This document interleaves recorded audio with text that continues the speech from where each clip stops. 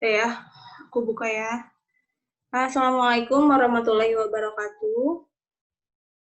Waalaikumsalam warahmatullahi wabarakatuh. Waalaikumsalam warahmatullahi wabarakatuh. Nah, sekarang teman-teman kita mau belajar 2 chapter. Bentar ya. Oh iya, aku izin buat off cam karena tadi tuh kemarin tuh aku on cam sampai terakhir, tapi ternyata filenya jadi gede banget. Makanya aku mau off cam aja biar filenya nggak terlalu gede nanti yang diupload. Oke, bentar.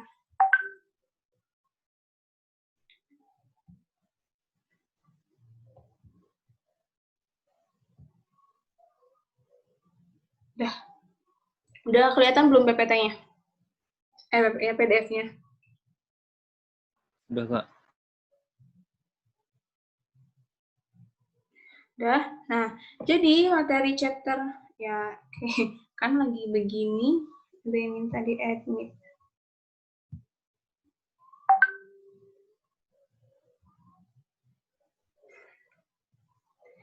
Oke, jadi materinya ini adalah manajemen the controller sama cost accounting. Ini materi yang pertemuan pertama. Jadi kita cuma bakal bahas luar-luarnya cost accounting di sini. Oke, lanjut. Nah, di sini ada apa aja? Kita bakal bahas definisi, level manajemennya, manajemen function, jenis organisasi, dan kita akan fokus ke organisasi bisnis. Baru nanti 3 konsep elemen. Nah, ini yang bagian organization dan manajemen ya, belum masuk cost accounting-nya. Nah, ini cuma buat ngingetin doang, organisasi itu apa. Organisasi itu udah jelas ya, udah sering banget disebutin. 2 orang atau lebih yang memiliki tujuan bersama dan saling bekerja sama atau berinteraksi untuk mencapai tujuannya. Itu organisasi. Sekarang, manajemen itu adalah bagian dari organisasi. Kenapa? Manajemen itu kayak otaknya, kayak yang mengatur pekerjaan di organisasi gitu loh. Dia punya tanggung jawab yang lebih buat tercapainya tujuan. Kalau di videonya Pak Didik itu kan disebutin ya ada kelompok manajemen sama kelompok employee, ya kan? Nah, kelompok manajemen itu yang fungsinya ngatur-ngaturnya, kayak gitunya lah. Nah, bikin rencananya, bikin planningnya itu bagian manajemen. Nanti yang yang bergeraknya itu ya employee-nya gitu. Nah, jadi dia punya tanggung jawab lebih biar tujuannya tercapai. Bagian mikirnya lah. Pokoknya bagian otaknya itu manajemen. Lanjut, level manajemennya ada 3. Yang pertama eksekutif atau top, terus middle, sama operating. Operating ini yang paling low, yang paling pekerjaannya yang paling simple lah gitu. Nah, permasalahan yang dihadapi sama eksekutif ini, dia itu sifatnya strategik. Bukan sifat yang... Bentar. Ada yang tadi ini.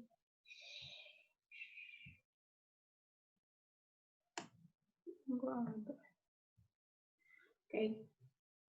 Bukan sifat yang operasional gitu loh. Dia bukan sifat yang sehari-hari dalam operasi perusahaan, tapi dia sifatnya lebih strategis, lebih ke rencana perusahaan ke depannya seperti apa. Nah, itu tugasnya eksekutif. Kalau middle, dia itu sama ada punya sifat yang strategik dan juga operasional permasalahan dihadapi itu. Rencana perusahaan tapi masih berkaitan sama kegiatan operasi perusahaan juga. Itu kalau operating udah jelas, itu intinya sama permasalahan yang dihadapi itu pasti soal operasi perusahaannya, kegiatan perusahaan sehari-harinya apa gitu. Sifat pekerjaannya kalau eksekutif ini unstructured. Kenapa? Karena masalah strategis yang dia hadapi itu nggak rutin terjadi atau misalnya nggak direncanakan gitu loh, nggak bisa diprediksi gitu loh. Makanya dia pekerjaannya itu unstructured. Terus kalau yang middle, dia semi-structured.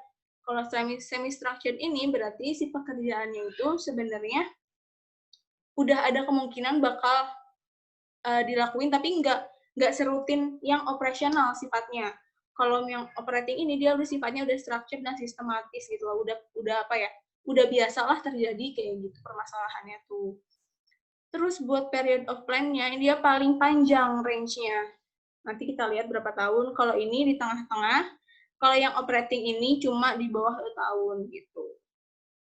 Siapa sih sebenarnya eksekutif itu? Eksekutif itu ya udah bagian paling atas. Bagian paling atas pasti direktur kan. Direktur utama, direktur pemasaran, pokoknya direktur semua departemennya. Kalau yang middle ini cuma misalnya manajer divisi, manajer cabang, atau kepala bagiannya. Beda ya sama direkturnya ya. Ini kalau ini direkturnya ini cuma kepala bagian, misalnya kepala departemennya, terus manajer divisi, manajer cabangnya. Punya tanggung jawab kan sama direktur mereka tuh. Nah, baru deh kalau yang operating ini cuma supervisor, kayak misal supervisor produksi.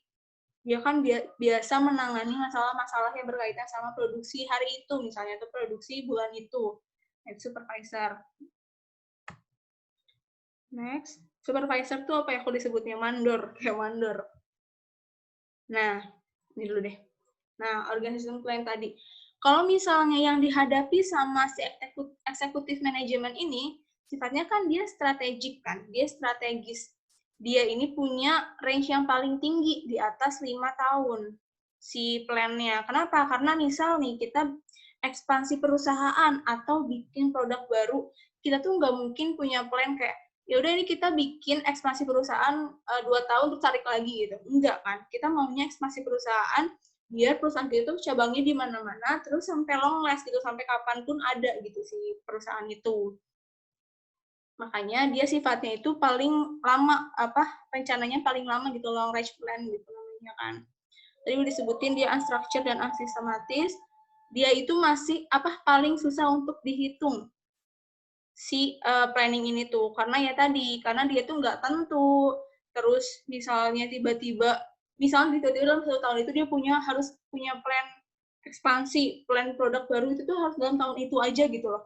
Nanti 10 tahun ke depan baru ada plan yang lain. Makanya dia the least quantifiable, paling susah buat dihitung gitu, tiba-tiba gitu kan. Itunya tuh nggak tentu ada tiap tahun atau tiap 5 tahun sekali itu nggak tentu ada. Nah, kalau yang long range plan, dia sifatnya kan semi-sistematis dalam waktu 3 sampai 5 tahun. Tapi ini tuh nggak mutlak ya teman-teman ya. Kita lebih lihat ke sifatnya. Apakah dia hubungannya sama operasional atau dia hubungannya sama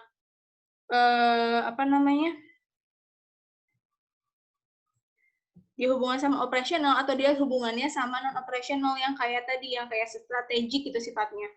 Nah, kita lebih lihat ke sifat itunya. Kalau misalnya long range plan ini, dia walaupun nggak sesering short range plan, dia itu masih bisa dikira-kira, masih bisa dihitung gitu loh. Kan dia semi sistematis kan, masih dalam dalam batas bisa dihitung gitu. Kalau yang ini sangat bisa dihitung karena dia sifatnya rutin, terus emang udah lebih mudah untuk diestimasi, jadi sifatnya highly quantifiable. Terus contohnya kalau long range plan ini menargetkan rasio keuangan. Misalnya tahun ini aku itu mau mau bikin mau likuiditas itu berarti kita mampu buat mencairkan dana gitu, perusahaan itu mampu buat mencairkan dana. Misalnya aku mau bikin rasio keuangan itu gitu, rasio keuangannya likuiditasnya berapa persen misalnya dari perusahaan itu. Nah, kita bikinlah si planning itu gimana caranya biar likuiditas kita segitu. Gitu. Itu namanya menargetkan rasio keuangan. Terus ini kalau misalnya short range plan, dia itu buat menganggarkan biaya dan kas, misalnya kita bikin anggaran biaya untuk produksi bulan ini. Nah, itu short range plan atau produksi tahun ini. Atau misalnya kita bikin cash budget tahun ini kayak gimana. Nah, itu short range plan. Dia sifatnya udah operasional banget lah, dia udah tergantung sama kegiatan operasi perusahaan gitu. Lanjut. Sekarang, partisipasi controller. Nah, controller itu siapa? Controller itu adalah manajer eksekutif yang bertanggung jawab terhadap fungsi akuntansi. Nah, dia itu fungsinya buat koordinasi ini, planning sama kontrol nih. Perencanaan, pengendalian, dan menilai efektif nggak sih si kebijakan yang diterapkan perusahaan itu buat perusahaannya sendiri gitu loh. Bisa mencapai goals-nya atau enggak. Terus bisa biayanya bisa minimal atau enggak. Nah, itu tugasnya si controller. Terus dia mengajukan usulan perbaikan. Kalau misalnya nih si controller itu ngelihat ternyata di produksi ada kesalahan ini. Nah, dia mengajukan usulan perbaikan. Prinsipnya, dia manajemen by exception. Dia lihat dulu nih kesalahannya yang mana sih. Nah, terus dia ngelakuin perbaikannya hanya pada kesalahannya. Kenapa? Buat minimalisasi biaya pertama. Yang kedua, biar emang ketahuan mana sih yang salah itu kalau misalnya kita ngelakuin kayak misalnya ini nggak efektif, misalnya kita tahun depan coba plan baru biar lebih efektif. Nah, kita tuh nggak tahu sih sebenarnya ini kurang efektifnya karena apa, kesalahannya di titik yang mana. Kalau manajemen by exception, kita lihat dulu salahnya di mana, kita perbaikin. Gitu. Nah, dia controller itu bakal ngasih saran atau usulan ke manajer kegiatan yang memerlukan perbaikan. Kalau ada pertanyaan, langsung dipotong aja ya. Oke, lanjut. Tadi kayaknya ada yang kelewat. Nah, ini, sorry. Manajemen function itu ada 4 step. Pertama, kita bikin planning. Kita bikin tujuannya mau apa nih, goals-nya apa. Terus kita lihat, kayaknya kita berpotensi deh, si perusahaan berpotensi buat ini gitu. Misalnya pertama, berpotensi buat menguasai pasar perdagangan pakaian misalnya. Terus kita lihat, kira-kira hambatannya apa aja nih. Misalnya, pesaing kita banyak, atau misalnya sumber daya kita itu nggak cukup kayaknya nih kalau misalnya kita mau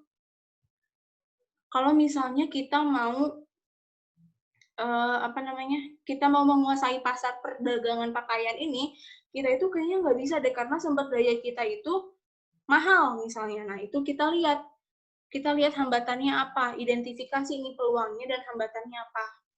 Gitu. Terus kita bikin strategi buat mencapai tujuannya. Baru deh kita mencari sumber dayanya. Man, money, method, machine, dan material. Gitu. Kita cari pegawainya siapa, orang-orangnya siapa, kita cari dana, kita cari metode kita seperti apa, kita cari mesinnya dan juga bahannya. Gitu. Baru setelah itu kita organizing. Kita udah dapat nih sumber dayanya. Kita organizing. Oh, kira-kira kita mau bagi berapa departemen. Misalnya ada departemen produksi A, produksi B gitu misalnya. Terus kita koordinasi nanti departemen produksi A, kita harus memproduksi misalnya barang-barang seperti ini. Misalnya pakaian-pakaian baju muslim gitu. Misalnya ntar yang produksi B itu produksinya misalnya bagian hijabnya. Nah, kayak gitu. Terus kita job desk-nya harus jelas antar pegawainya atau antar jabatannya itu harus jelas job desk-nya. Terus kita bikin tugas kerja yang spesifik sama mendefinisikan otoritas tanggung jawab. Jadi kayak kita udah tahu nih pegawai ini bertanggung jawab kepada siapa. Manajer ini harus menyampaikan laporan kepada siapa, itu harus sudah jelas di sini di organizing. Kalau kita udah bisa organize, udah jadi nih, oh si ini kerjanya harus gini, si B harus kayak gini kerjanya, udah jelas tuh job desk-nya, kita harus mengarahkan gitu, gimana kita memotivasi karyawan untuk melakukan sesuatu yang kita inginkan, mencapai tujuan kita itu gimana. Misalnya kayak, kalau misalnya ke karyawannya misalnya kita bilang kayak, insentif kita itu, kita bakal ngasih kalian insentif kalau kalian bisa mencapai goals-nya perusahaan bulan ini gitu misalnya. Itu motivasi. Atau kita juga bisa mensupervisi gitu. Kita mengawasi sambil membimbing karyawan karena walaupun mereka udah tahu job desk-nya, belum tentu mereka itu bisa pas prakteknya itu benar gitu. Kita harus membimbing di sini. Baru setelah itu kita controlling. Controlling itu ada 3. Pertama kita review, terus kita evaluating, dan juga ada juga monitoring. Monitoring ini sekalian sama kegiatannya berlangsung. Kita ngelihat ini benar nggak sih dilakuinnya sama karyawannya gitu. Terus kalau reviewing sama evaluating ini itu pas kegiatan udah selesai, tapi bedanya kalau reviewing itu cuma bahas kulit-kulitnya aja, pas evaluating itu udah sampai yang spesifik gitu. Kesalahannya kenapa, kesalahannya terjadi kapan, siapa aja yang terlibat di kesalahan, itu evaluating gitu. Gitu. Nah, lanjut lagi ya, tadi sampai sini. Habis itu ada organisasi bisnis. Nah, ya sebenarnya kita bakal fokus di sini proses bisnisnya, cuma kita bahas juga pembagian bisnis. Pertama, menurut struktur modalnya ada 3. Ini perseorangan, ini persekutuan, yang ini korporasi. Udah jelas ya, berdasarkan struktur modalnya paling kecil pasti perseorangan, karena cuma 1 orang. aja gitu loh, tanpa bisnis entity atau entitas bisnisnya tuh belum ada.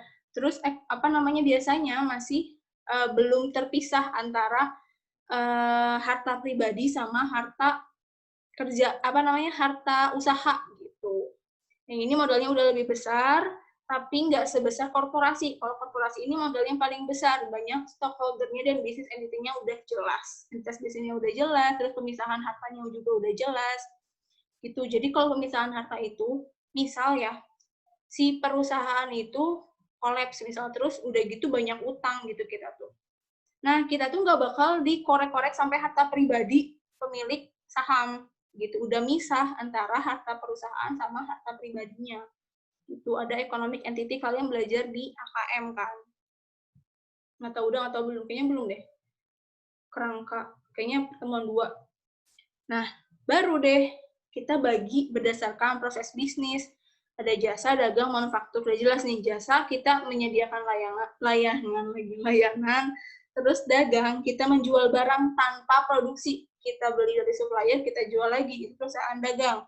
Kalau manufaktur, baru kita menjalankan produksi hingga penjualan. Jadi kita bikin sendiri barangnya, dari barang mentah kita bikin jadi barang jadi, terus kita jual sendiri. Nah, itu manufaktur.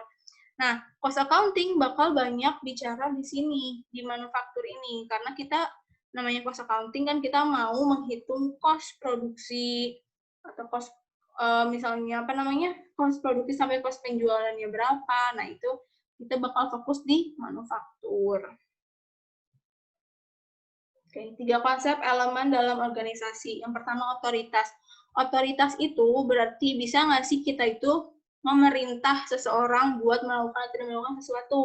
Bisa nggak sih kita tuh punya kewenangan atau enggak buat menyuruh orang lain gitu loh. Kalau responsibilitas, ya udah kita punya tanggung jawab yang kita lakuin sendiri. Tanggung jawab yang nggak bisa didelegasikan ke orang lain. Kalau akuntabilitas, ini adalah bentuk dari responsibilitas, bentuk pertanggungjawaban. Tanggung jawab kita itu, kalau udah ada hasilnya, itu hasilnya bentuknya apa? Misalnya laporan. Laporan itu adalah bentuk buat menunjukkan kalau misalnya kita itu akuntabel. Gitu. Lihat dari laporannya. Bentuk penyampaian pertanggungjawaban ke level yang lebih tinggi. Misalnya dari supervisornya ke manajer atau manajer ke direktur. Gitu. Oke.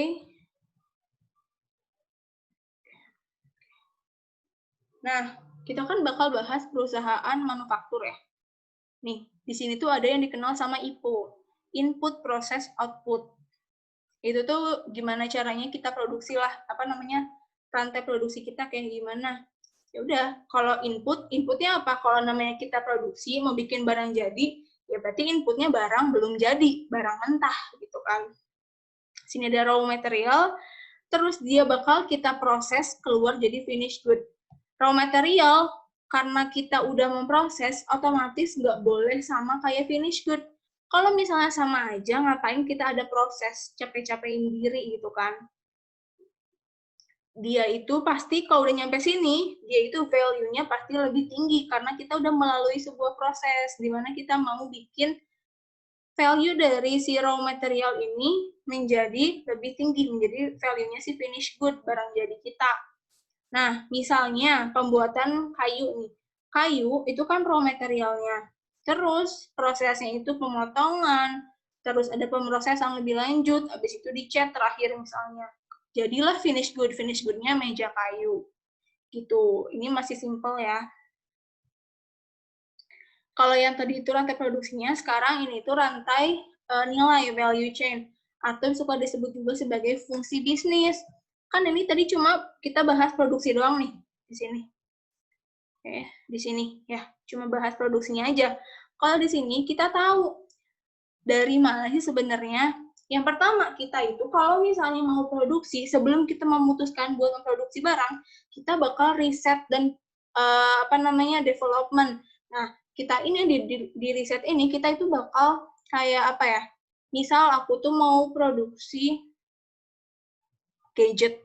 Nah, kita tuh bakal riset dulu sebenarnya masyarakat itu butuh gadget yang kayak gimana, sebenarnya pesaing udah jual yang kayak gimana, yang paling laku yang seperti apa, range harga berapa, itu riset. kita lihat dari situ, oh ketemu deh, kayaknya kita bakal bikin gadget dengan spesifikasi seperti ini, terus budgetnya itu sekitar 4 juta gitu misalnya, yang paling laku di masyarakat. Nah, habis itu kita bikin desainnya, mulai dari kita bikin prototipe-nya, terus kita bikin sampelnya, kita uji cobanya, trial error, dan lain-lain, itu kan pasti memakan biaya kan di desain itu. Sampai barangnya kayaknya oke, berarti misalnya udah kemungkinan persentase defect-nya, persentase gagalnya itu udah kecil misalnya. Jadi kita udah bisa nih kita produksi tanpa takut banyak defect-nya, atau banyak yang gagal, banyak yang error-nya. Udah, habis itu desain, kita produksi deh. Habis produksi, kita pasarkan, kita iklan di sini, kita promosi di sini. Habis itu kita distribusi ke pelanggan. Nah, terakhir ada customer service. Sebagai apa sih customer service itu?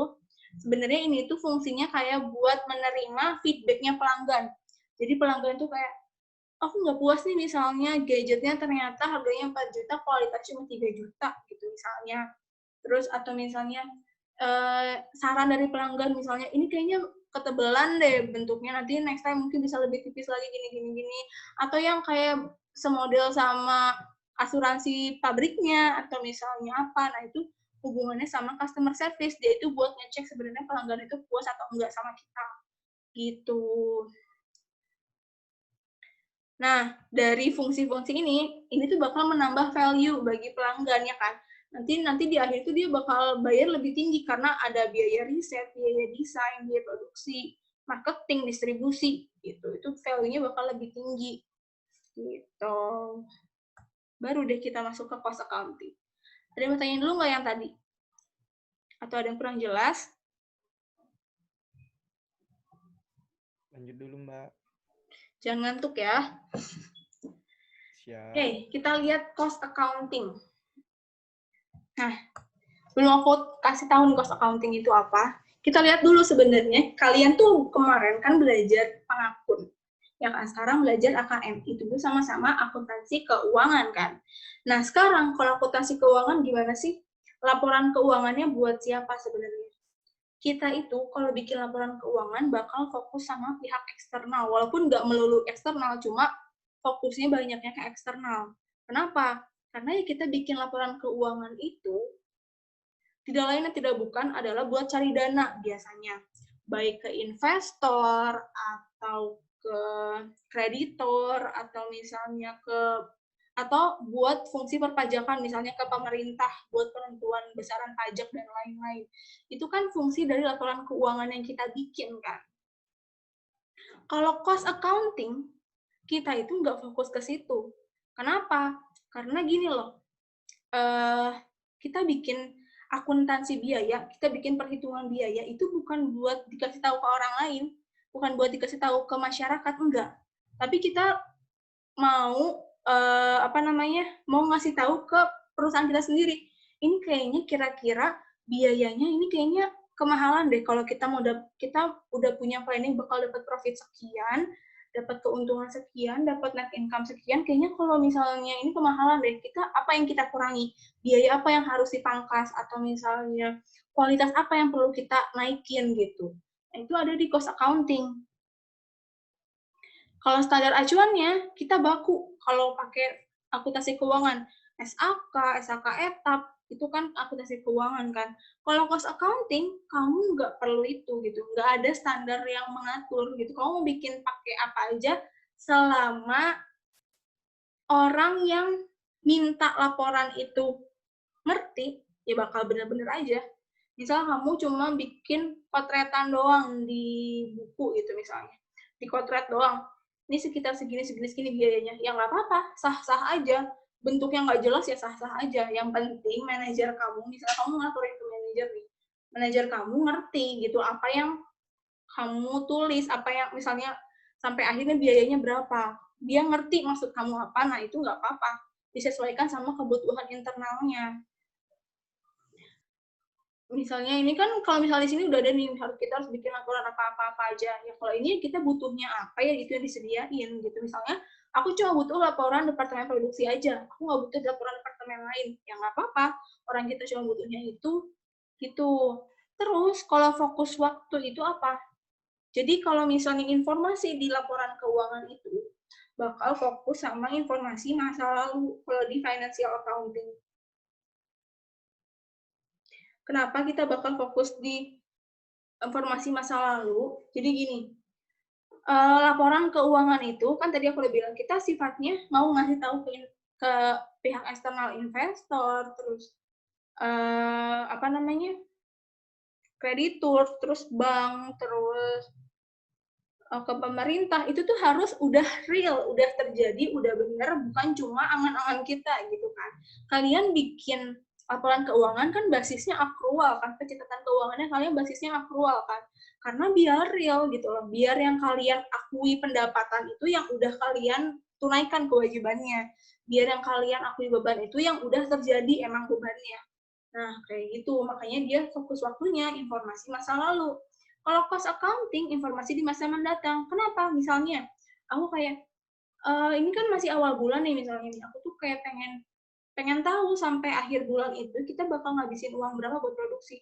Sedangkan produksi kita masih di awal bulan. Ya udah, aku bikin estimasi lah. Itu makanya informasinya di masa mendatang. Informasinya itu di masa mendatang, beda sama financial accounting gitu, karena ini kan emang cuma buat perkiraan kita biar gimana caranya sih aku mau minimalisasi budget misalnya. Pas aku estimasi ini kayaknya ini kegedean deh budgetnya, mungkin aku bisa bilang biar mengurangi penggunaan ini gitu di departemennya misalnya, karena nggak sesuai budget nih, atau misalnya kita nggak produksi banyak-banyak deh karena bahan baku sekarang lagi mahal gitu, pas dihitung-hitung kayaknya anggarannya nggak cukup deh, anggarannya kegedean deh misalnya. Ya udah, itu kan sesuai sama informasinya itu akan digunakan di masa mendatang gitu loh. Kita informasinya juga masih berupa estimasi rata-rata gitu kalau cost accounting itu. Terus financial accounting ini periode pelaporannya gimana? Berkala, bisa bulanan, bisa triwulan, bisa bisa semesteran, bisa tahunan, ya berkala namanya. Itu harus rutin gitu loh. Kalau cost accounting, misalnya sekarang aku di awal bulan minta, di tengah bulan aku minta lagi harus ada. Jangan kan gitu, misalnya aku pagi minta, sore minta lagi harus ada. Nah itu kapanpun saat dibutuhkan oleh pihak internal kalau cost accounting. Terus jenis informasinya, ya udah informasi posisi keuangan sama hasil kinerja. Hasil kinerja ini apa? Income statement. Ya kalau cost accounting, ini informasinya beragam untuk menunjang tujuan. Tadi misalnya aku cuma mau minta ini cash budget departemen produksi hari ini. Atau misalnya besok aku minta cost budget produksi barang B misalnya buat besok gitu. Ya udah informasinya itu sesuai sama tujuannya aja mau apa gitu. Kan udah ada bayangan belum cost accounting itu seperti apa. Jadi pada intinya cost accounting itu adalah seperti akuntansi biasa, mengidentifikasi, merangkum, menginterpretasikan informasi, tapi dia terkait biaya pada suatu organisasi. Organisasi itu apa aja ya, kayak departemen bisa, mau divisi bisa, mau perusahaan bisa, gitu.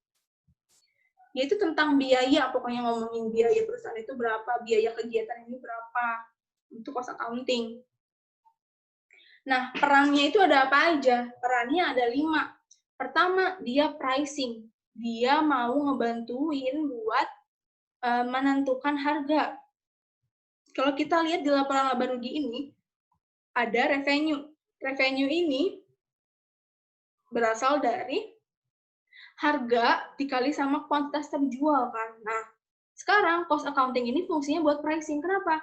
Kalau kita nggak tahu modal kita, biaya yang kita keluarin berapa, kita mana bisa sih bikin pricing, kita menentukan harga gitu loh. Kalau cuma misalnya kita kayak fokus ini di pasar ini harganya segini, udah kita jual segini aja. Tapi kita nggak lihat-lihat tuh, kita ngabisin duitnya berapa. Kan nggak gitu ya, biar kita dapat profit yang maksimal tuh. Nah, makanya di sini fungsinya yang pertama buat pricing, untuk menentukan harga. Kita harus tahu dulu biaya kita berapa. Kedua, ini fungsi budgeting. Gimana caranya kita bikin nih revenue, COGS, gross profit, expense, sampai net income. Ini budgeting. Kita bikin anggarannya. Anggaran kita berapa kira-kira, yang kita keluarin berapa, yang kita dapat berapa. Itu budgeting. Terus controlling cost. Gimana caranya kita itu bisa mengontrol cost yang keluar, COGS, cost dan expense yang keluar, COGS atau expense gitu yang keluar itu gimana caranya kita ngontrol biar dia minimal cost-nya. Itu fungsi cost accounting gitu loh. Kalau misalnya kita nggak punya perhitungan, kita nggak akan bisa ngontrol itu. Gitu. Baru deh yang terakhir ada determining profit. Menentukan kira-kira profit kita berapa dari misalnya tadi kita bikin pricing nih. Oh, kita kayak kira-kira ini bakal untungnya misalnya 20% karena kita mau nentuin harganya, ya kita nentuin harganya, menetapkan profitnya dulu, misalnya profit 20% ya harganya berarti nanti 120% misalnya kayak gitu. Nah, terus dia juga bisa berfungsi sebagai choosing alternatif. Nanti ini bakal kalian pelajari di semester 4, choosing alternatif itu. Contohnya, barang inventory kita, inventory yang berupa direct material kita misalnya kayunya mau kita dari supplier ini, atau misalnya kita mau ke hutan nyari kayu, terus nanti kita iniin gitu misalnya atau dari apa namanya, ya pokoknya dari hutan gitu, terus kita antar transportasinya berapa kita hitung sendiri gitu misalnya. Kita beli kayu gelondongan aja terus kita pakai sendiri, itu terserah kalian mau kayak gimana. Kalau mau jadi kayu yang udah jadi gitu, yang modelan triplek itu ya udah terserah kalian. Itu choosing alternatif, itu fungsinya cost accounting. Kalian bakal lebih hemat beli atau bikin. Gitu. Yang udah dibahas tadi. Nih, udah deh terakhir ini materinya di bab ini tuh. Kalau nggak salah terakhir deh. Kalau soal kan. Nah, professional ethics. Ya udah ini bahas gimana caranya jadi cost accountant yang baik. Nah, ini integritas pertama, ya udah kita jujur, kita jaga rahasia, kita bekerja sesuai sama sesuai sama tusi kita, tugas fungsi kita. Kita nggak boleh kita harus menahan diri dari pelaksanaan kegiatan yang menimbulkan keraguan untuk melaksanakan tugas secara etis gitu. Jadi kalau misalnya ada yang nyogok-nyogok, ada yang misalnya kayak supplier barang A kayak ya udahlah nanti kamu ambil barangnya dari aku, nanti kamu bakal dapat persenan, misalnya kayak gitu. Padahal kita tahu si supplier itu barangnya jelek. Nah, itu integritas kita di situ diuji gitu loh. Atau kompetensi, kita itu harus kompeten, harus punya kemampuan yang memadai buat jadi cost accountant. Jangan sampai kayak kita tuh nggak ngerti sebenarnya cost accountant, tapi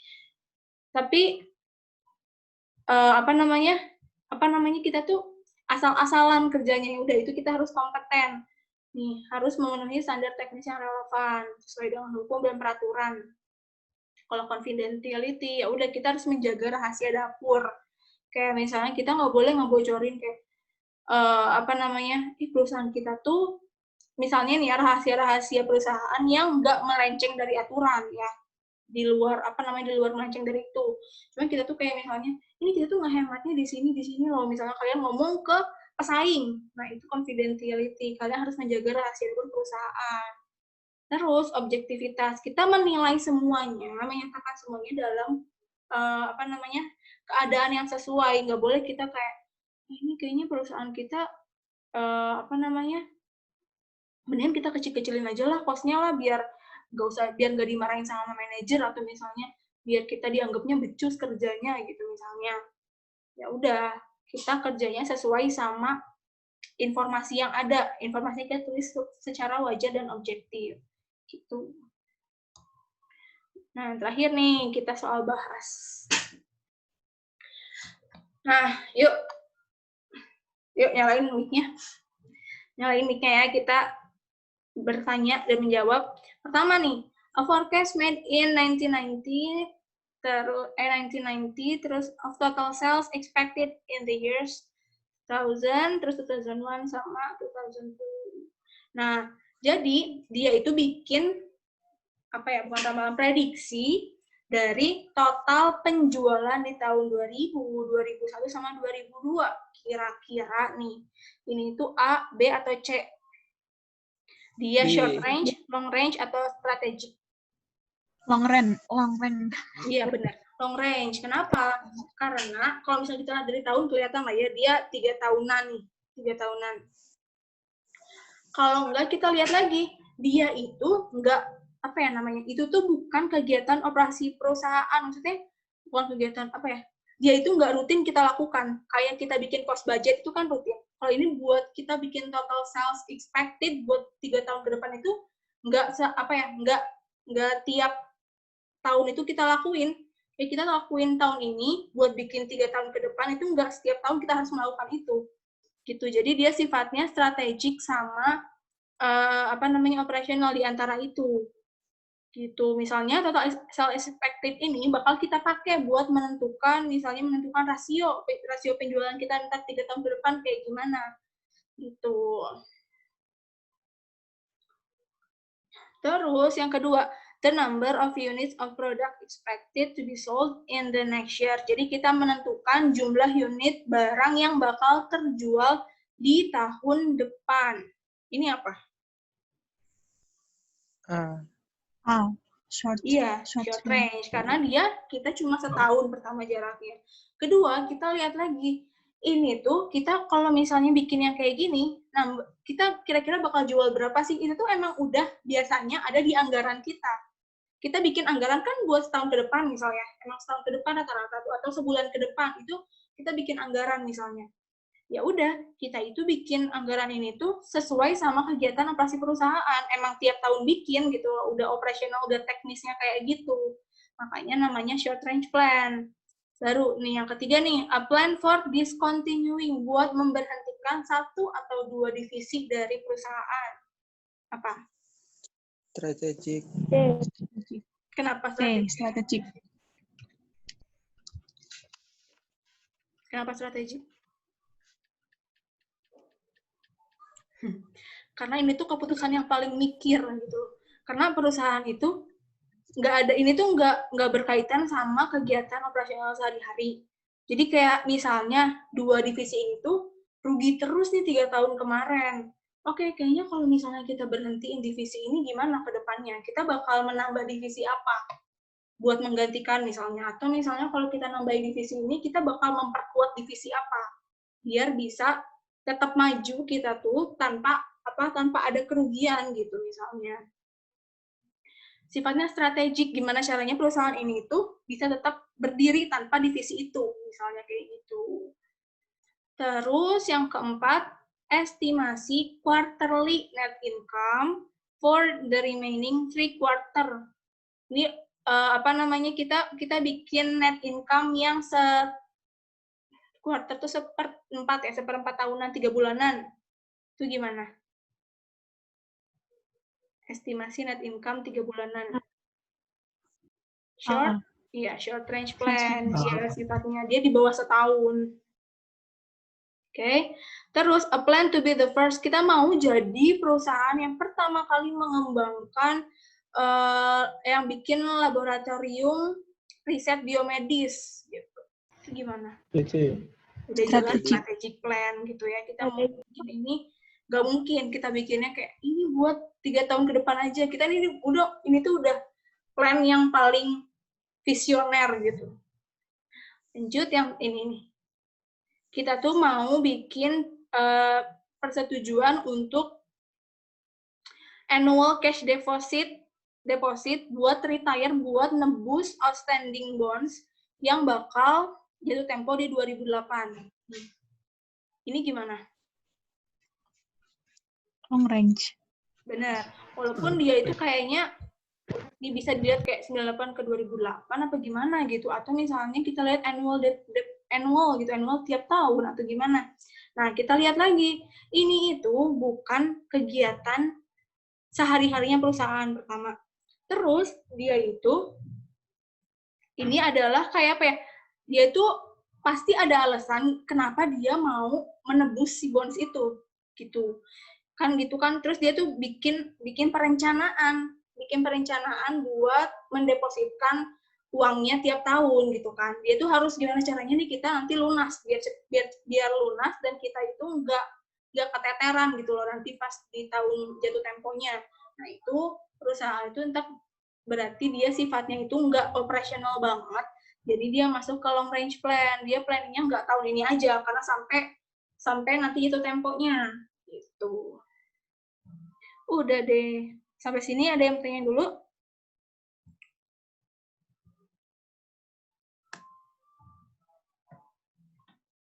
Kalau nggak ada, kita lanjut ke cost concept. Mau tanya, Ya boleh. Gimana? masih agak bingung untuk bedain itu yang strategic plan sama long range. Nah, gini. Kalau long range itu, dia biasanya masih ada hubungannya sama operasi perusahaan, tapi nggak full operasi. Kalau misalnya full operasi itu kayak tadi, dia mau nentuin tiap tahun, apa ya, bukan kegiatan yang rutin-rutin amat sebenarnya.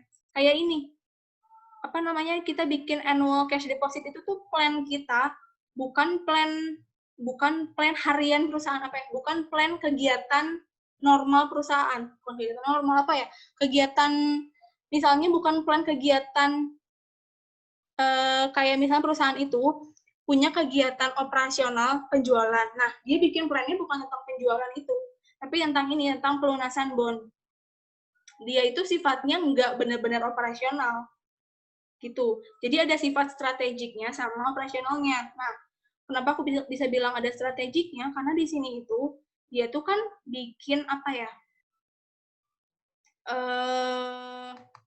plan buat gimana caranya kita itu nanti sampai tahun 2008 itu kita bisa lunas gitu kan. Sampai jatuh tempo itu kita bisa lunas. Dia itu sifatnya itu enggak yang seoperasional itu. Tapi dia itu enggak bisa kita bilang strategik banget. Kenapa?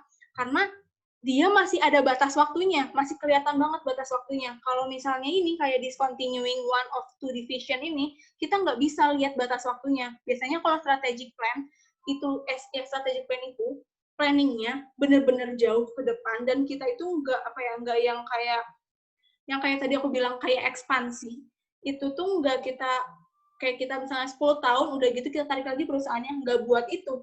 Kita bikin gimana caranya kita bikin prospek perusahaan itu ke depannya bakal bertahan sih yang apa namanya cabang-cabangnya kayak gitu. Jadi kalau strategik itu lebih ke unlimited life biasanya. Jadi kayak bener-bener long range banget. Kalau ini tuh masih terbatas waktunya. Masih ada kapan kita stopnya gitu. Biasanya kayak gitu. Soalnya contoh-contohnya pun yang kayak kita bikin produk baru atau kita bikin ini. Dan biasanya kalau yang strategik itu sifatnya gimana caranya kita mengembangkan perusahaan pertama. Kedua, gimana caranya kita bisa bersaing sama kompetitor. Itu strategik. Gimana caranya perusahaan bisa bertahan. Kalau misalnya di yang long range ini masih ada hubungannya sama operasionalnya. Gimana caranya si perusahaan ini masih ada hubungannya sama operasinya. Ini kan bayar-bayar kayak gini sebenarnya bukan kegiatan yang sehari-hari tadi. Tapi dia itu harus dilaksanakan dalam kegiatan perusahaannya. Bukan operasional, tapi apa ya, aku lupa pendanaan gitu kalau soal financing-nya. Gitu, dia itu sifatnya bukan di operasional tapi di financing. Itu dia jadi sifatnya nggak operasional banget, nggak strategik banget. Kalau Masih Kak. Ya sama-sama nih, kalau udah kita bahas cost konsep. Nah, jadi kita mau belajar apa? Cost konsep itu ada 3 sub. Yang pertama, kita mau bahas cost versus expense. Kedua, kita mau bahas cost object sama cost traceability. Baru yang ketiga, cost classification. Nah, sekarang, cost versus expense, apa bedanya? Nah, ya? Udah belum ganti ya? Sorry. Belum ganti. Apa? Mana ya?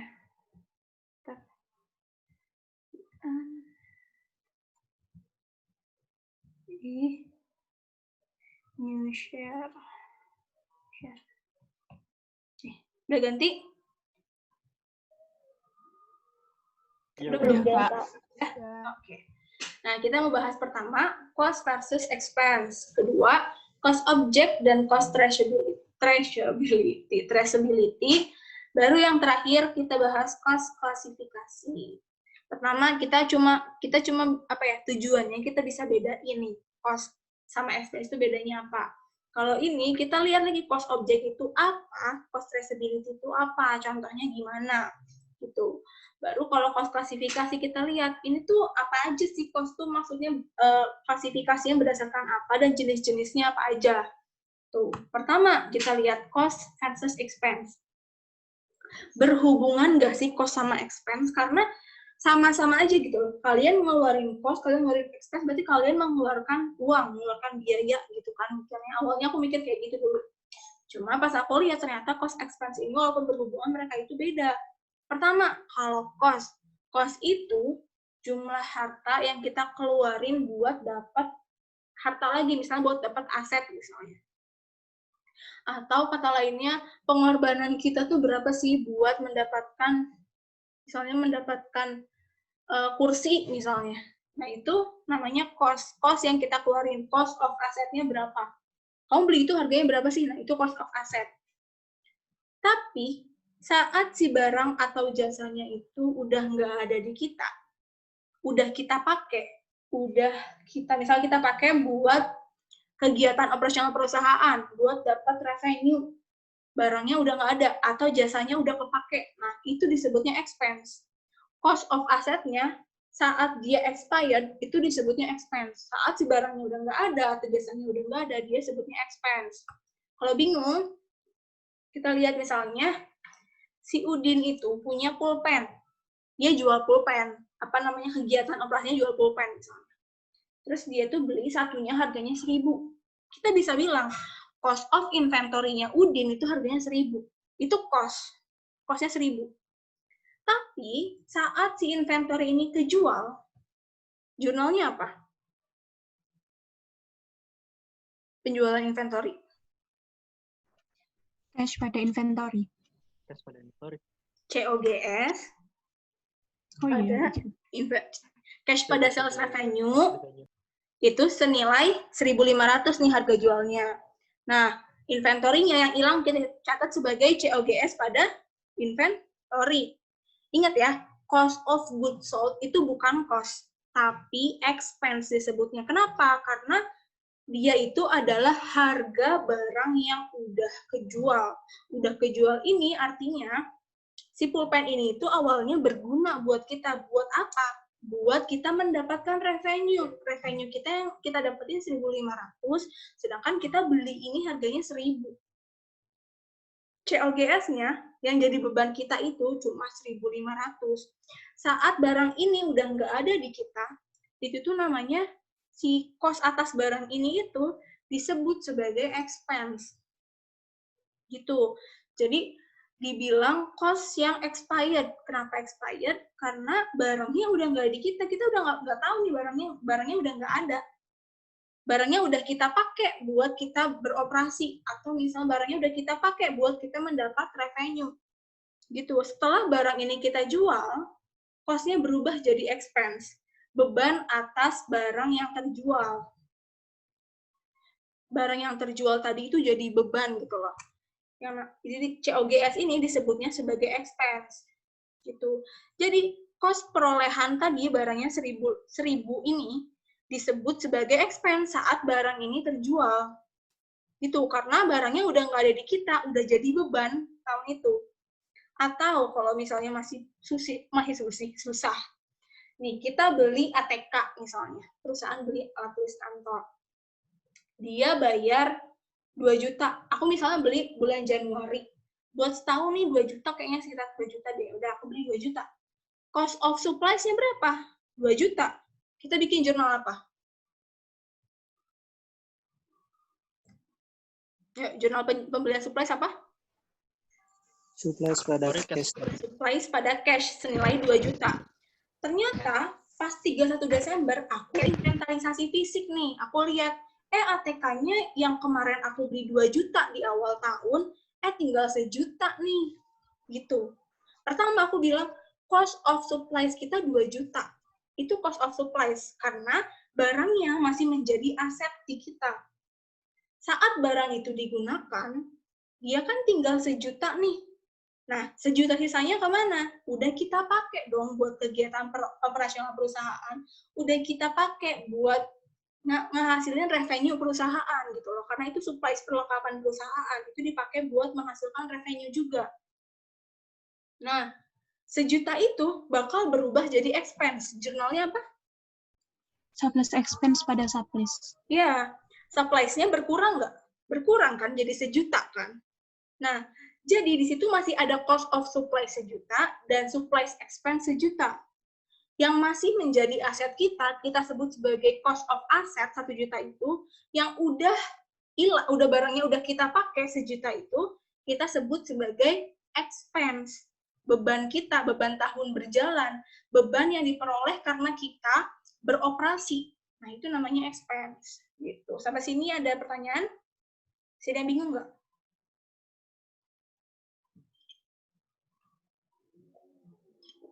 Kalau nggak ada, Mau ya, nanya. boleh. Kalau yang contoh pertama tadi kan 1.500, berarti yang jadi expense itu cuma 1.000-nya, yang 500-nya enggak apa gimana tadi? 500-nya kita jadiin gross profit, nggak sih? Revenue dikurangi COGS. Ingat, COGS adalah senilai modal kita. Modal kita 1.000 kan? Modal kita 1.000 kan? Nah, 1.000 itu kita jadiin COGS, 500-nya tetap jadi, 1.500 itu tetap jadi revenue kita. Nanti ingat, di apa namanya, di laporan laba ruginya, revenue min COGS, gitu. Ternyata kita untungnya, gross profit-nya cuma 500. Iya. Apa? Tadi jurnalnya gimana kan? COGS pada inventory ya tadi? Iya, COGS pada inventory. Pertama kan cash pada sales revenue, terus COGS pada inventory. Pas kita beli, inventory pada cash kan. Oke, makasih Kak. Oke. Ada lagi yang bingung, masih mau nanya? Masih agak-agak ngawang gitu. Yuk, nanya aja yuk. Biar jelas, biar kita kalau udah ganti materi, udah nggak balik-balik. Ya. Ada yang tadi udah ngomong nggak? Iya, saya. Iya, kenapa? Ini yang tadi kan yang 2 juta, terus 1 jutanya udah jadi expense. Betul. Nah, 1 jutanya ini masih kita anggap jadi cost, yang 1 juta yang belum dijadikan expense. Cost of asset. Harga pembelian aset kita. Karena supplies kita masih kita simpan sebagai aset, belum kita pakai. Belum bisa kita sebut sebagai beban. Oh, tapi yang pas pelaporannya itu berarti ada sendirinya kan, nanti yang cost-nya sendiri, yang expense-nya sendiri, atau pelaporannya cuma di balance sheet dia kita catat sebagai aset. Dia tuh biayanya udah kita keluarin, tapi kita tuker sama aset. Cash 1 juta itu kita tuker sama asetnya supplies. Jadi tetap aja dong di total aset kita tetap ada 1 juta itu. Di mana cash kita tuker sebagai supplies. Tetap ada di asetnya. Paham nggak? Oke, paham. Jadi nggak ada di apa namanya di laporan itu nggak ada namanya cost. Kita di sini tuh cuma belajar gimana caranya kita bedain cost sama cost sama expense. Expense ini bakal masuk di apa namanya laporan laba rugi. Cost ini nggak ada laporan laba rugi. Cuma cost ini tuh buat gimana caranya ada expense dari cost gitu loh. Cost ini gimana caranya berubah jadi expense. Apa syaratnya berubah jadi expense? Itu udah nggak ada barangnya, udah kita pakai barangnya buat mendapatkan penghasilan. Nah itu gimana caranya dia berubah jadi expense gitu. Atau misalnya kita rental rumah, misalnya kita rental kantor, misalnya kita bayar prepaid rent 10 tahun, kita baru pakai setahun. Ya udah yang jadi expense cuma 1 tahun. Yang prepaid yang kita keluarin 9 tahun ke depan itu masih jadi aset kita. Gitu. Dan itu dicatatnya cuma di balance sheet aja sebagai aset kita gitu. Udah? Kalau udah, kita next. Cost objek. Cost biaya, objek ya objek. Berarti objek biaya. Kita mau ngukur biayanya apa sih? Itu. Mengukur cost dari sebuah item atau aktivitas atau apapun. Kita mau mengukur biayanya apa. Itu intinya kalau cost objek itu. Nah, kita itu biasanya cuma bahas kayak, ini cost meja berapa? Sedangkan dalam materinya, nggak cuma produk doang yang bisa kita ukur itu. Bisa produk nih, bisa batch, bisa kontrak, bisa proses, bisa biaya divisi, bisa biaya atas pesanan gitu, macam-macam. Kalau yang produk udah jelas ya, kita mau ngukur biaya produksi meja, atau biaya produksi kursi, atau biaya produksi sepatu, atau tas gitu. Kalau batch, jadi gini, kalau batch itu, kayak misalnya perusahaan itu bakal memproduksi misalnya dalam satu batch itu 100 meja. Nah, biayanya berapa di batch 1 gitu loh. Gitu, kita nggak ngukur biaya per mejanya, tapi kita ngukur dalam satu batch, satu kali kita produksi, habisnya berapa. Karena nanti kita bakal ketemu sama yang namanya biaya level batch. Jadi biaya itu bakal hanya timbul saat awal batch-nya. Misalnya biaya setup mesin. Kita tuh buat setup mesin misalnya biayanya sekali 1 juta gitu misalnya.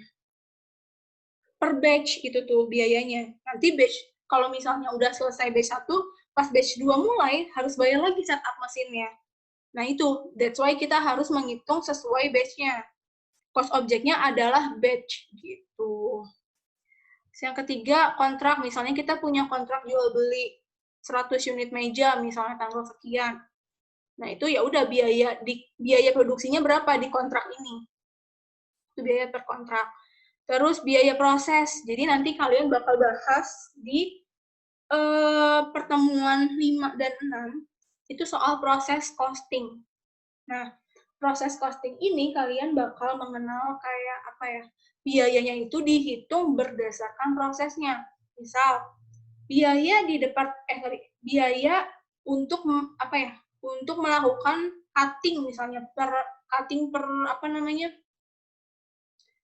misalnya melakukan pemotongan. Nanti ada lagi biaya di proses pengecatan berapa habisnya. Terus biaya di proses biaya di proses apa lagi ya? Yaudah pembentukan akhir atau apalah. Nah, itu kita tahu biayanya itu berdasarkan prosesnya.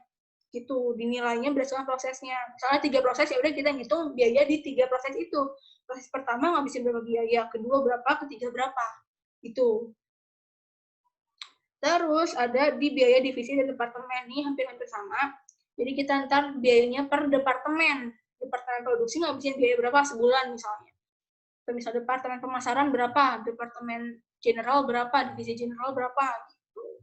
Kalau pesanan pelanggan ini, dia bakal kalian bahas di pertemuan 4, kayaknya job order costing. Jadi, perusahaan misalnya dia itu produksi kursi kantor, kursi sekolah SD, kursi yang buat di kampus, kursi tempat les misalnya. Nah, ini kan butuh biaya yang beda-beda ya. Misalnya bahannya harus beda, misalnya yang SD pakai kayu, yang kursi kantor pakai emas gitu misalnya. Nah, itu tuh diukurnya berdasarkan job order, berdasarkan pesanan pelanggannya, order pelanggannya tuh apa.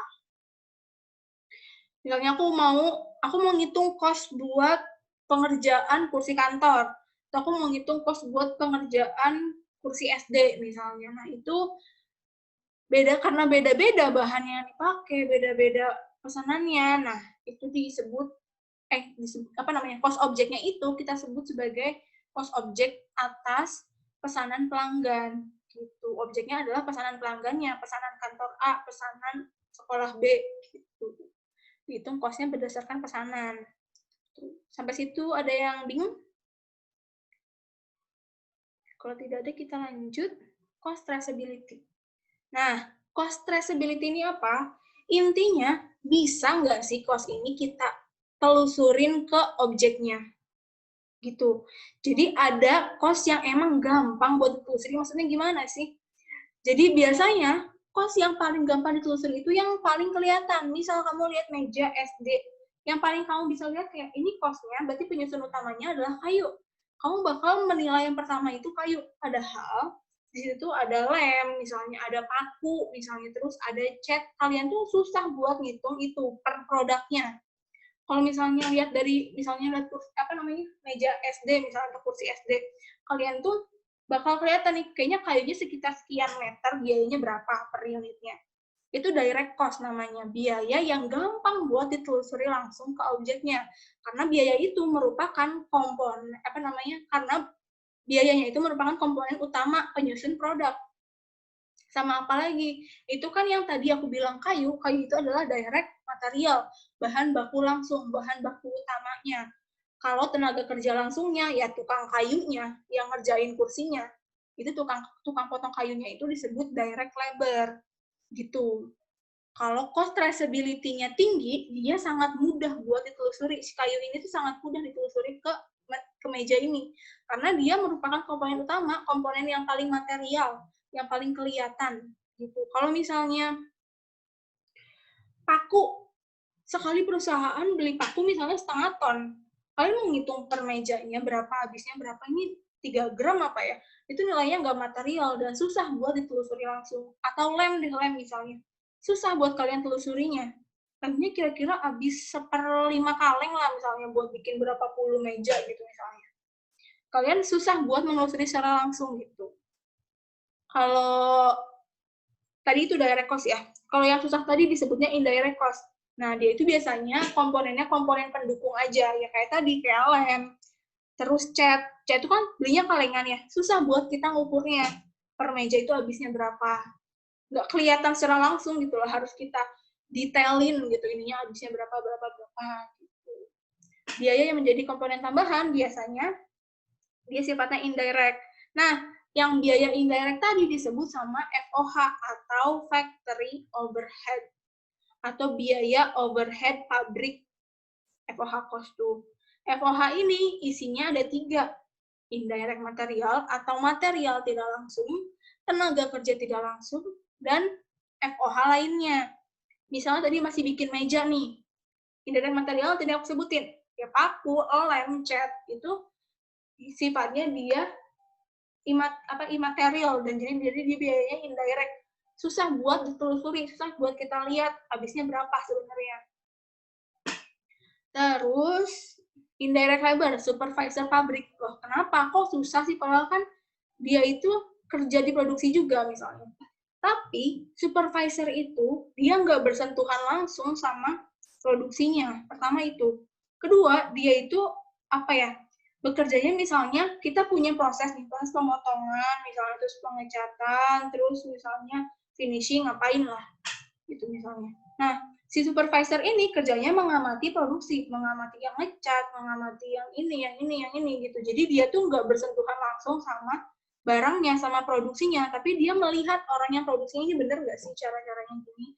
Dan dia nggak berhubungan langsung sama produknya. Nggak bisa, kalau misalnya di soal itu, biasanya suka ada yang kayak gini. 1 meja menghabiskan waktu untuk direct labor sebanyak 1 jam, dan 1 jam direct labor itu misalnya 10.000 dibayarnya. Ya udah berarti 1 meja itu menghabiskan direct labor sebesar 10.000. Tapi kalau supervisor nggak bisa gitu kan. Supervisor itu menilai semuanya, dia digaji per bulan. Ya dia masuknya ke indirect labor. Dia nggak bisa bekerja secara langsung. Makanya masuk di factory overhead cost. Gitu. Nggak bisa satu supervisor ini, kalau 1 meja diproduksi dibayar berapa gitu. Nggak bisa gitu.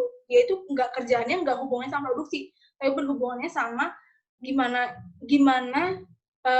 karyawannya melakukan produksinya, gimana misalnya handling materialnya, misalnya gitu. Supervisor kerjanya. Atau yang ketiga ini ada other FOH. Nah, kalau other FOH ya udah biaya yang terjadi di luar DM, DL, IDM, IDF, IDM, IDL. Di luar itu namanya FOH. Other FOH apa aja isinya? Bisa depresiasi mesin, depresiasi gedung, biaya sewa gedung, biaya sewa mesin, terus biaya listrik, itu other FOH. Nah, nanti kita bakal bahas yang sifatnya fix dan variabel gitu. Sampai sini dulu, ada yang mau tanyain nggak?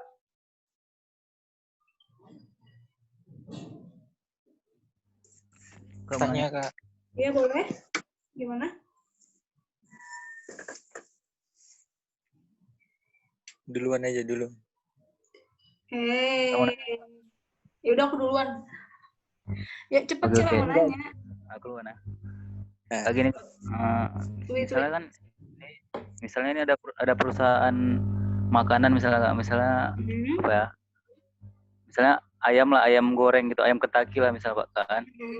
Jadi kalau bahan kayak misalnya garam, baking powder itu termasuk direct material atau indirect material? Indirect. Kalau ayam Kentucky itu, ayam Kentucky itu yang paling bisa diukur itu adalah ayamnya. Satu potong ayam itu kisaran ayam berapa kilo itu. Tepung pun susah. Boro-boro garam, tepung aja susah. Pokoknya biasa. DM-nya yang paling kelihatan itu adalah ayamnya. Kita lihat komponen utamanya lah, ayam goreng ayam gitu misalnya. Ayam Kentucky ayamnya. Karena kalau kita lihat tepungnya, kita itu susah. Misalnya kamu udah lihat ayam. Kalau orang walaupun udah ahli ya, misalnya ayam ini 1 biji, kamu lihat ini tepungnya kira-kira 10 gram. Nggak bisa gitu, susah bantuin itu. Tapi kalau lihat ukuran ayamnya itu masih bisa lebih dilihat lagi. Ini ayamnya kira-kira misalnya satunya itu 150 gram. Masih paling kelihatan ayamnya tuh. Dan tepung itu biasanya nilainya nggak material. Jadi dia masuk ke indirect cost. Gitu. Apalagi garam, baking powder, dan lain-lain. Pasti masuk ke indirect cost. Berarti direct materialnya cuma ayam doang nggak? Yang paling ada kemungkinan nggak suatu produk itu punya direct materialnya lebih dari satu gitu? Bisa, misalnya lemari kaca. Bisa ada kaca sama kayu. Bisa. Gitu Kak? Oke Kak, makasih Kak. Oke. Siapa lagi tadi? Nih Kak, kalau disuruh ngasih pengertian, berarti pengertian dari FOH atau factory overhead itu apa Kak? Biaya tidak langsung. Biaya yang terjadi dalam produksi yang tidak bisa ditelusuri secara langsung ke produknya itu FOH. Oh, oke. Ya udah itu aja. Makasih Kak. Oke.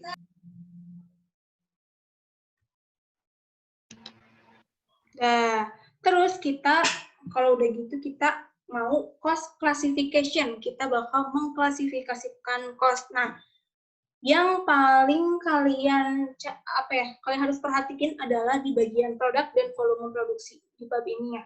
Karena ini bakal lebih banyak dibahas di Akpom. Ini di semester 4 nanti cost, ini nggak tahu dibahas di mana. Ya udah kita bahas aja di sini. Pertama, kalau sesuai produk ini sebenarnya pembagiannya itu adalah ini, direct material, direct labor, IDM, IDL, sama other FOH gitu. Nah, sekarang aku mau bahasnya ini, soalnya ini sering dibahas nih, prime cost sama conversion cost. Prime cost, ingat namanya prime, dia utama, komponen utama, bintangnya apa. Nah, kalau misalnya komponen utama, tadi aku sebutin, komponen utama itu biasanya hampir selalu lah gitu ya, bisa ditelusuri secara langsung.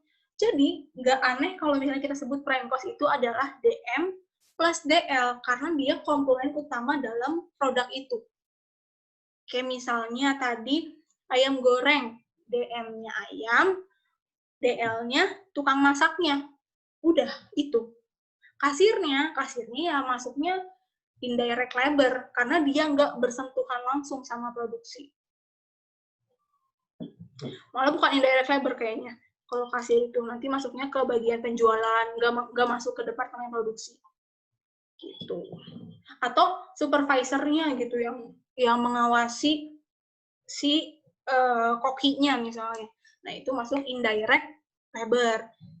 Yang bintang utamanya itu ayam sama yang masaknya, DM plus DL, itu prime cost. Kalau conversion cost adalah cost untuk mengkonversi. Mengkonversi itu apa? Mengubah yang asalnya raw material jadi finished good. Kita butuh apa aja di dalamnya? Kita butuh yang namanya DL plus FOH. Kenapa?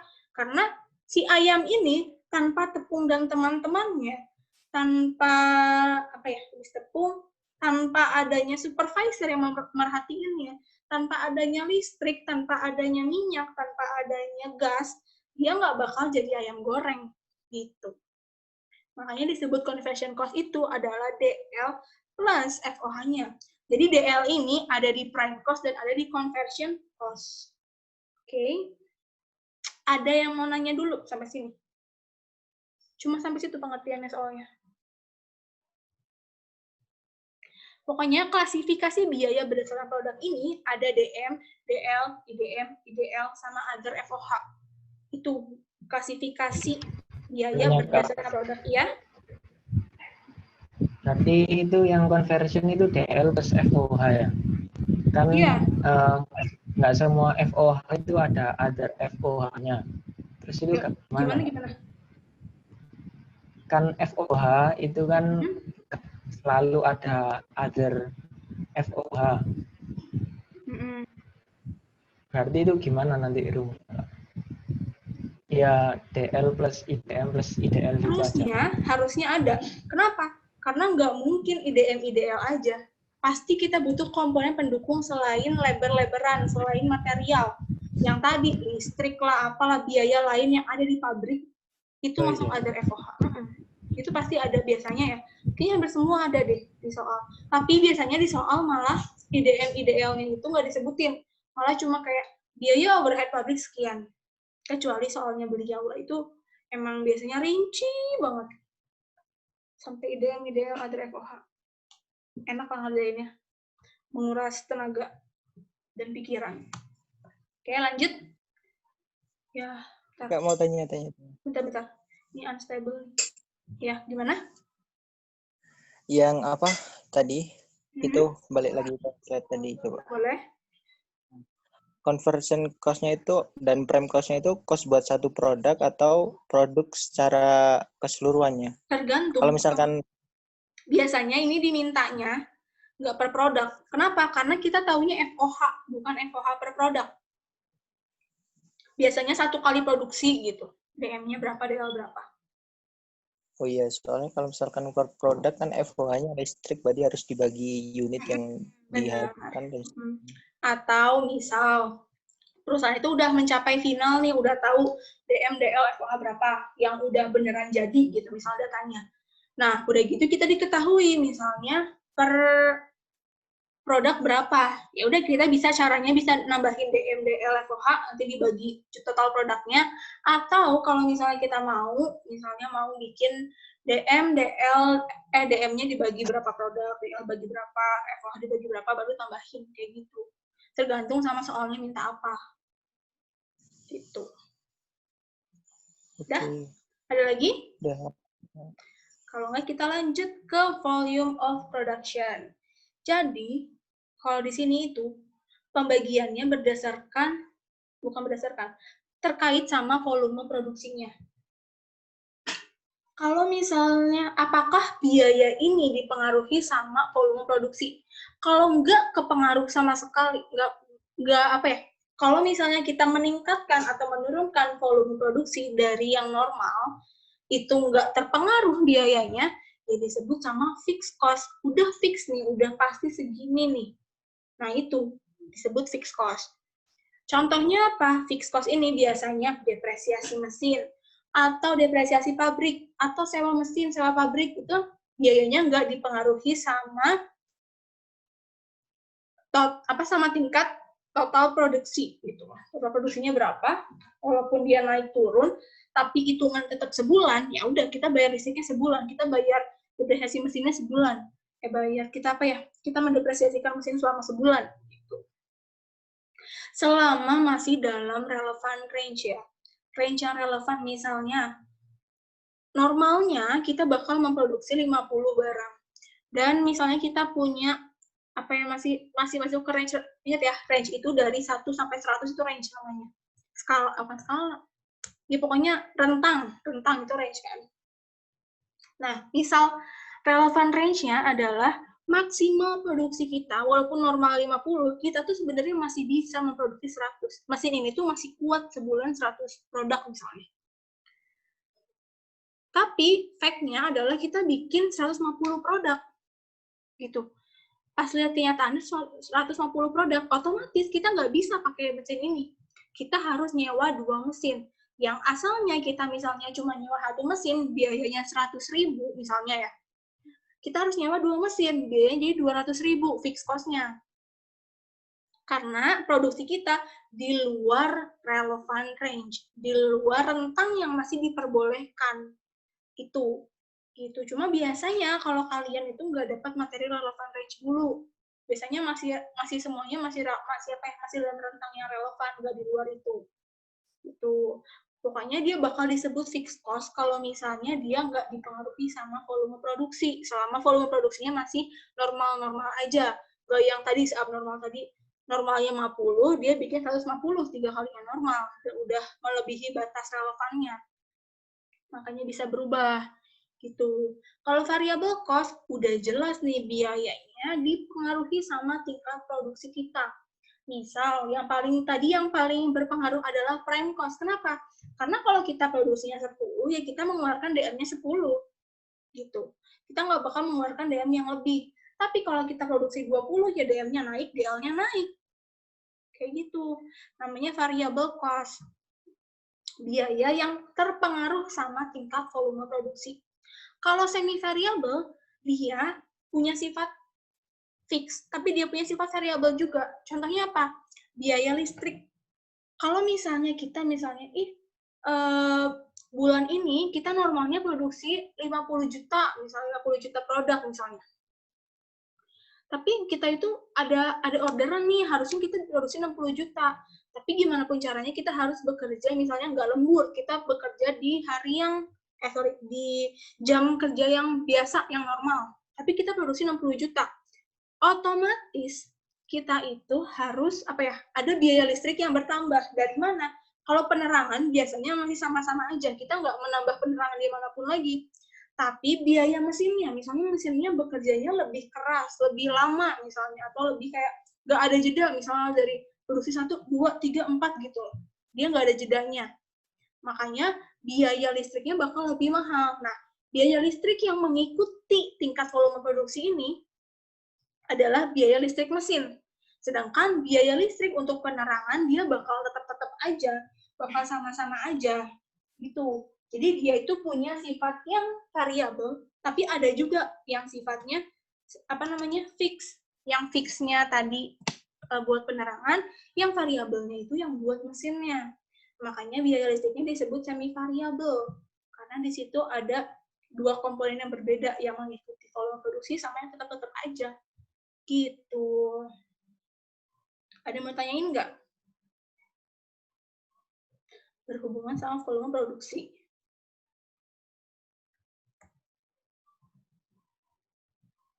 Ini materi kalian tuh yang penting sampai sini. Ini cuma tambahan. Pak mau tanya. Iya, boleh. Gimana? Berarti yang misalnya indirect labor itu masuknya ke fixed cost. Misalnya yang tadi, yang cuma ngawasi itu. Biasanya iya. Iya, supervisor itu kan biasanya tetap ya. Dia masuknya ke fixed cost. Biasanya kan ada fixed FOH sama variable FOH. Nah, variable fixed FOH-nya apa aja? Misalnya fixed FOH-nya biasanya itu ditentuin di soal. Kayak, tapi dalam bentuk cerita ya. Misalnya nilai gajinya tetap walaupun produksinya naik gitu. Gaji supervisor tetap walaupun produksi naik. Itu kan masuknya di indirect labor. Supervisor itu masuknya indirect labor. Nah, dia sifatnya fix biasanya. Kecuali soalnya berkehendak yang lain. Misalnya karena produksi ini supervisor harus lembur, ditambahinlah gajinya mengikuti volume produksi. Gitu. Kalau normal-normalnya dia bakal sama-sama aja. Makasih, Kak. Oke. Ada lagi?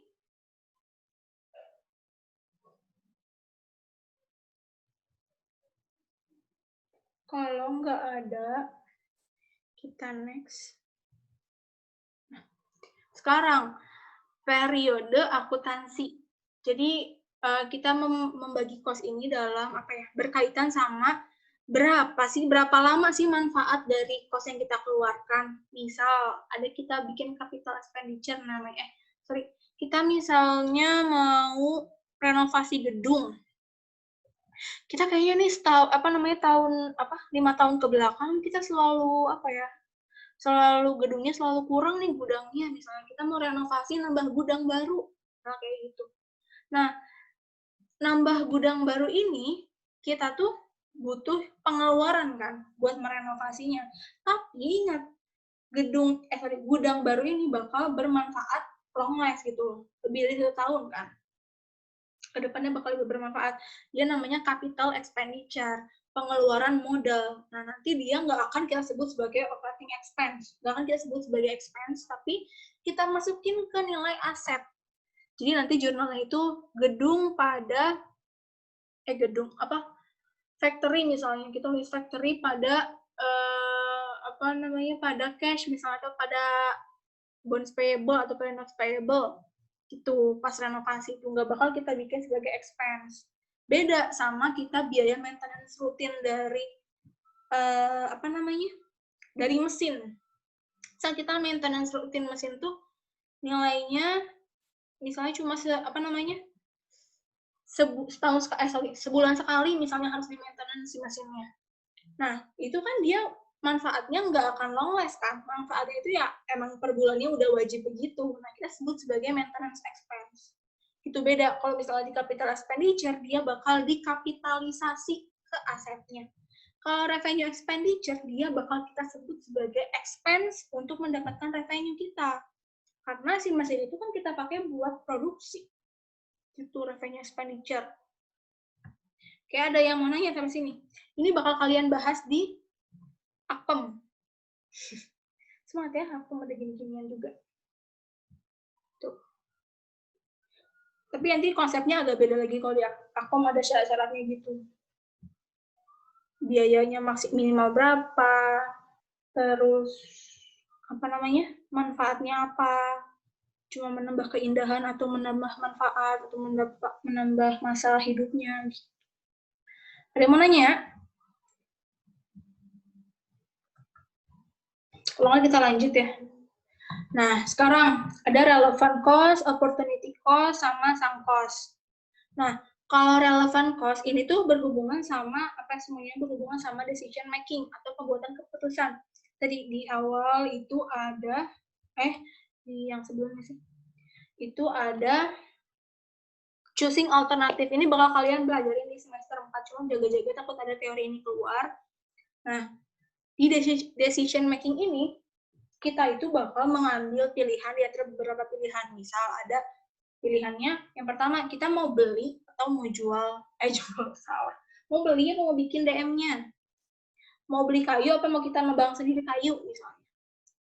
Kayak gitu. Atau misalnya, warteg, dia mau bikin sendiri kerupuknya, apa mau beli aja, terus kita jual lagi. Gitu. Itu pilihannya. Nah, cost yang relevan sama pengambilan keputusan disebut relevant cost. Jadi dia tuh kayak misalnya tadi kita mau bikin atau mau beli, ya udah biaya bikin sama biaya kita beli ke orang itu berapa, itu disebut sebagai relevant cost. Cost yang relevan sama pengambilan keputusan. Kalau misalnya kita memutuskan untuk bikin, ya udah cost kita membuat barang itu ya disebut sama relevant cost. Kenapa? Karena dia berhubungan sama pengambilan keputusan. Kita ngambil keputusan buat bikin, cost-nya berapa? Itu relevant cost. Kalau opportunity cost, cost-nya hilang. Itu udah dibahas di mikro ke makro ya. Lupa, mikro kayaknya. Opportunity cost itu adalah revenue yang hilang atau biaya kesempatan, itu tuh namanya. Karena kita memilih pilihan yang lain. Misal, kalau misalnya kita punya pabrik, kita bisa milih buat beli atau bikin DM sendiri, dari materialnya bikin sendiri misalnya. Kalau misalnya kita bikin sendiri, otomatis kita pakai mesin kita kan. Kalau misalnya kita beli mesin kita sewain ke orang lain, kita dapat revenue. Nah, saat kita milih buat bikin, kita pakai mesin kita, revenue tadi yang asalnya mau kita dapat, nggak jadi kita dapat. Nah, itu kita sebut sebagai opportunity cost. Cost yang revenue yang hilang dan disebut sebagai biaya gitu. Nggak benar-benar terjadi, tapi sebenarnya kayak kita seolah-olah kita rugi. Gitu. Kalau sunk cost itu cost-nya udah terjadi, udah nggak ada hubungannya sama pengambilan keputusan. Misal, kita tuh keputusannya mau produksi barang A atau B, misalnya. Nah, kita melakukan riset sebelumnya. 2 bulan lalu kita melakukan riset. Riset itu butuh biaya, kan? Nah, biaya riset itu udah kita keluarin. Saat kita milih, misalnya risetnya menunjukkan bahwa, riset survei, misalnya surveinya menunjukkan bahwa kita itu, masyarakat itu pengennya kita produksi barang A. Saat kita memilih untuk produksi barang B, kita itu nggak ngeluarin sunk cost itu. Biaya riset tadi yang kita keluarin, nggak kita keluarin, nggak kita hitung, karena ya mau kita pilih barang A atau barang B, itu udah nggak ada hubungannya lagi. Ya udah, bakal udah keluar gitu, udah nggak ada hubungannya. Mau kita pilih pilihan apapun, udah keluar uangnya, nggak akan balik lagi. Gitu. Jadi dia nggak relevan sama pengambilan keputusan kalau sunk cost itu. Ada yang masih bingung? Jadi cuma buat kalian tahu aja sih.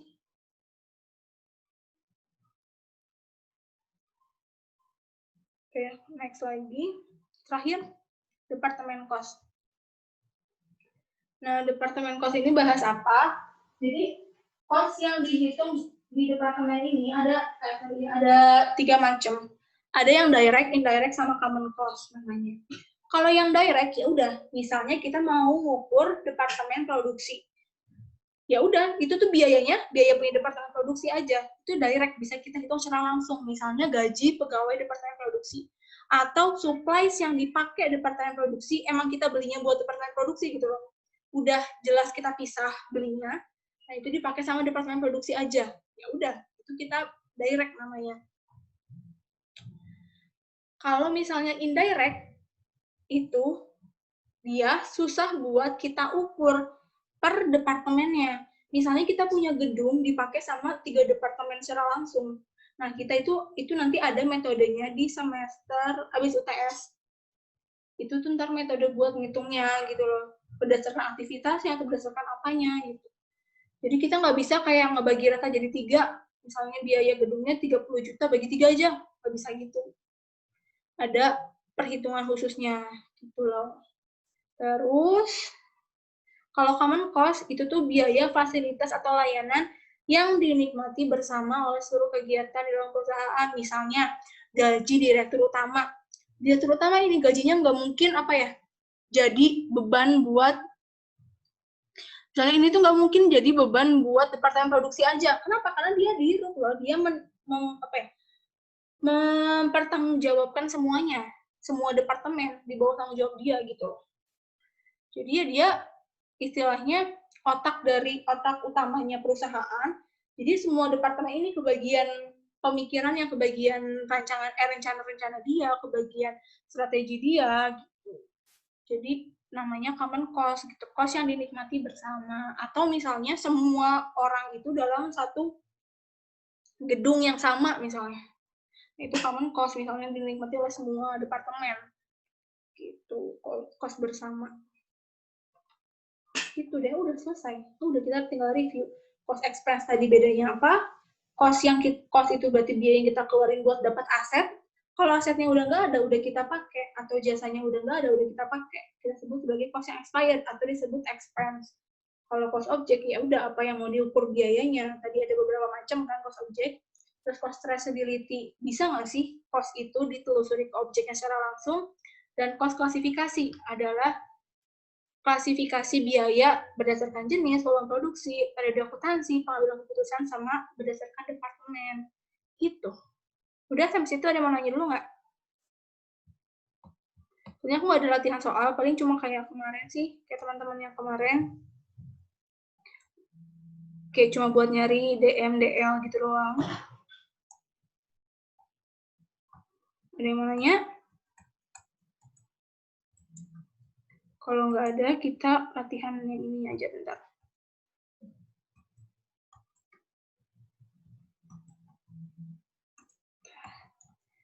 Aku share ini deh, Excel. Oke. Nah, misal kita punya latihan different cost. Yang kedua kita punya conversion cost. Terus kita juga punya FOH ya. Nah, misal prime cost kita tuh rumusnya apa? DM plus DL kan. Conversion cost kita DL plus FOH. Oke. Nah, bisa diketahui DL deh. Nah, berarti kita misalnya diketahui prime cost-nya itu 50.000. Conversion cost-nya misalnya 30.000. Terus diketahui kalau si DL ini nilainya adalah 2 kalinya FOH misalnya. 2 kali FOH si DL ini. Berarti kita bisa tahu nih, DM DL itu berarti berapa? DM DL, nah berarti kan 50.000 itu, kita misalnya ditanyain total manufacturing cost. Total manufacturing cost itu rumusnya DM plus DL plus FOH. Itu. Jadi kita harus tahu dulu kan DM berapa, DL berapa, FOH berapa. Nah, kalau gini, berarti kita udah tahu nih, DL plus FOH. Berarti di sini ada 3 FOH. Kan DL-nya itu sama dengan 2 FOH. FOH-nya tetap FOH. Berarti 3 FOH sama dengan 30.000 kan? Berarti, ketemulah di sini. 30.000. Nah, ketemu di sini 3 FOH sama dengan berapa? 30.000 dibagi 3. TO ketemu FOH 10.000. Gitu. Nah, ya udah kalau misalnya kita mau cari ini, DM, DL plus FOH. DM, DL itu apa? DM, DL itu dia prime cost. Plus FOH. Ya kan? Prime cost berapa? 50.000. FOH-nya 10.000. Ketemu 60.000 buat total manufacturing cost-nya. Kok lama sih? Gitu. Atau kalau mau kita cari dulu DM-nya, boleh. Kita ketemu FOH, kita bisa nyari DL. DL tuh 2 kalinya FOH kan? DL. Astagfirullah. DL 2 kalinya FOH. Ya udah tinggal 2 kali ini. Kalau mau cari, 2 dikali ini. 20.000 kan DL-nya. Terus kita mau cari DM. DM itu, kita cari dari prime cost-nya. Prime cost dikurangi DL. Nah, ketemu. Baru deh kita mau cari total manufacturing cost-nya. Terus kita tinggal jumlahin. Ini berapa. Sama aja. Gitu. Ada yang masih, astagfirullah, ada yang masih bingung?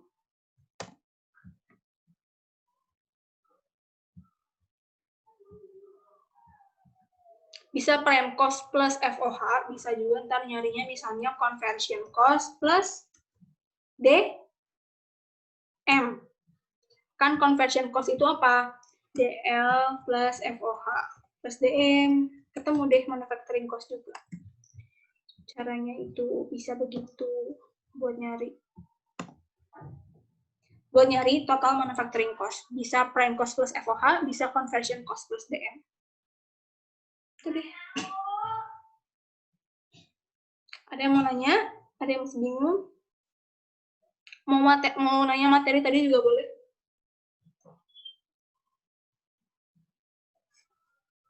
Aku mau latihannya sebenarnya nanti abis pertemuan kedua kita itu bakal bahas TM3 kan. Nah, soalnya biasanya berhubungan tuh TM2 sama TM3 dijadiin satu gitu biasanya, entah kalau soal UTS boleh dijadiin satu. Jadi soalnya bahas ini TM3 itu kita bakal bahas laporannya. Kos akumulasi perhitungan sampai akhirnya gimana. Nanti aku bakal bahas ke sana, jadi nanti gitu latihannya. Ada yang mau nanya dulu nggak?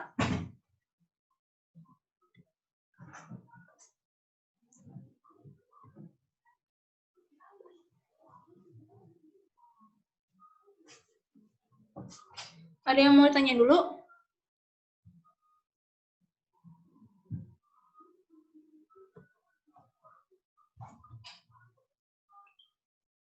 Atau ada yang punya soal, mau nanya soalnya? Bagaimana? Boleh?